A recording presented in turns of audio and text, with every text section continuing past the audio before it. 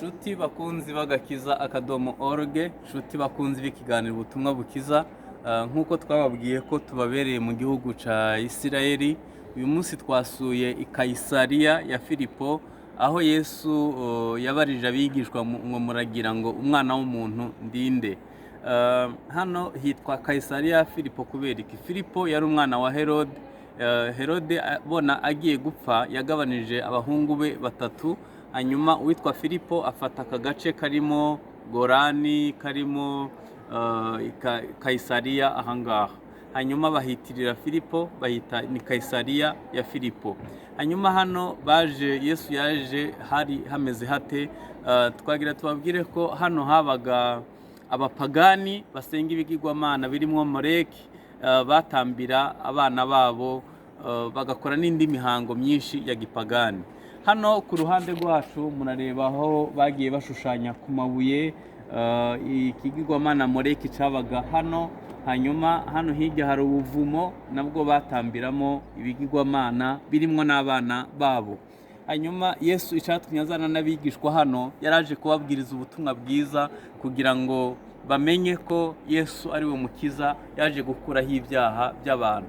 Ntabwo ari ibyo gusa, muribuka ikiganiro Petero n'abigishwa bagiranye na Yesu. Hano niho Petero yahishuriwe ko Kristo ari umwana w'Imana. Ariko nanone twababwira ko uyu musozi ari umusozi utangaje.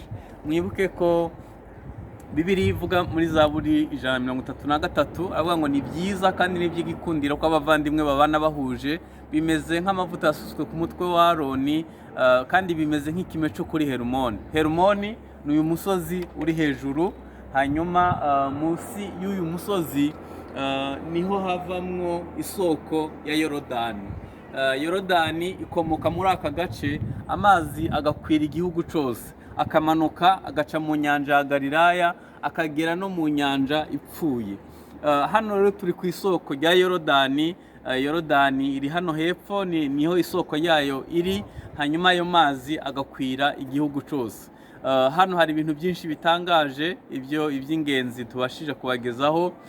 Nibyo kuri uyu musozi n'ahantu wakwigira ibintu bitangaje. Amazi ava kuri uyu musozi abasha guhindura igihugu cyose kikera. Hari amazi meza, niho hava amazi meza atunga igihugu cyose. Nagira mbabwire ko iyo umuntu Imana niyo itanga ikime kuri uyu musozi, hanyuma ayo mazi agakwira ahandi hose. Nituba abantu basabana n'Imana, Imana izaduha ku kime cyo mu ijuru. Hanyuma si ikime cyo mu ijuru gusa, ahubwo amasoko azakwira mu bandi bantu benshi bitewe n'uko twagiranye ubusabane n'Imana. Turakomeza kubabera mu gihugu cya Isirayeli, kandi turakomeza gufatanya gusenga no kuganira ku byiza byinshi biri muri iki gihugu. Twagira ngo tumenyeshe ko ababyifuza bashobora kuzazana natwe mu rugendo rukurikira, kandi biroroshe kwiyandikisha. Ni kuri iyo nimero mukurikiraho WhatsApp 0788 42 29 84. Imana ibaho umugisha, turabakunda. Shalom.